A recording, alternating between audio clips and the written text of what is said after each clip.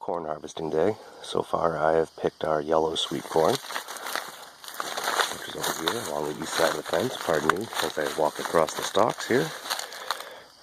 But yeah, cut everything down.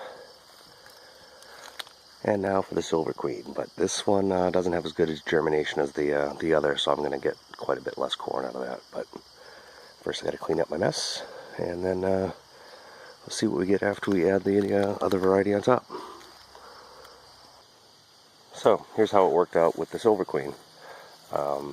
Almost all the ears were small. They were only partially developed. Something was eating some of the silk. But in general, the plants were, 2 feet shorter, and ears are kind of underdeveloped and stuff. So I don't know. It's my favorite corn to eat, but doesn't look like it's going to be my favorite corn to grow.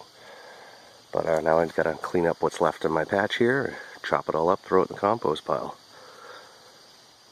But fairly interesting. I was looking through the beans, and it's about ready to pick.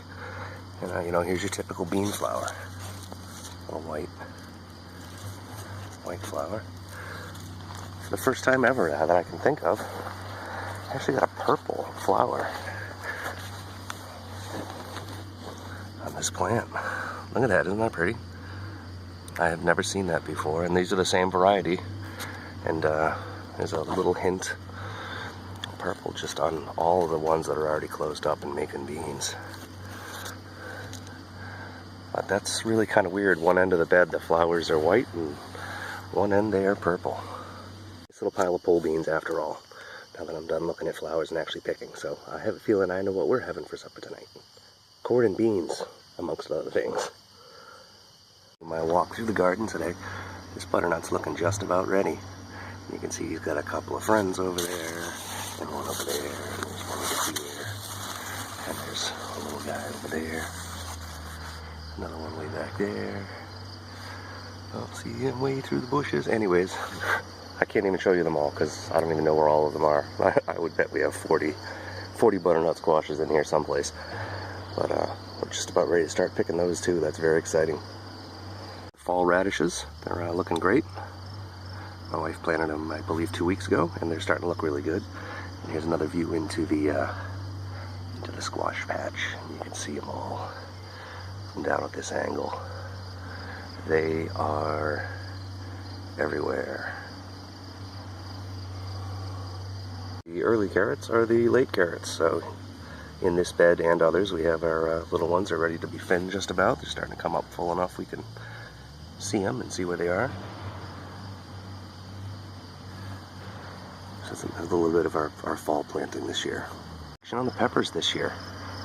Check out how nice this plant looks, but I mean really it's got a couple of little buds up here just getting ready. But here's this one over here. It's got flowers, but one little baby one kind of growing in there. But for the most part, barely got anything on these guys. Got some small bells finally starting. But yeah, we've got really nice looking plants this year, but they're just now starting to flower. Got a couple little guys in here. A couple of my hot peppers are starting, but I'm hoping these things hurry up because our season runs out sooner than I would like to admit. And Marzanos, they're pretty heavy with fruit, lots of orange ones. We saw an MI Gardener video about basically defoliating the whole bottom half of your plant, so we tried that with the San Marzanos. And to give you a contrast, these are our best boys that we did not, and actually that's in my to-do list, I just haven't gotten there yet. But the difference is amazing in how much you can see the fruit and how much sun and air the fruit gets. So obviously I do want to try it over there too, but it makes picking your tomatoes a whole lot easier, I'll tell you that. So great tip from the MI Gardener, you should check them out. That certainly makes a huge difference, doesn't it? I got this huge pile of detritus here on the path. These two San Marzanos right here I hacked back pretty significantly. They had some pretty bad blight on them, so I tried to get most of the blighted leaves off. This one next to them is going to need some further assistance too, but trying to stop that before it spreads too fast. But yeah, lots more air. and a lot more sun on the fruit, so hopefully they should start ripening up a little bit faster. So that's about it for me tonight, folks. Thanks for joining me. Check back soon for our upcoming butternut harvest. That's no doubt right around the corner. And I'm just going to finish cleaning up my brush and head inside. Thanks a lot.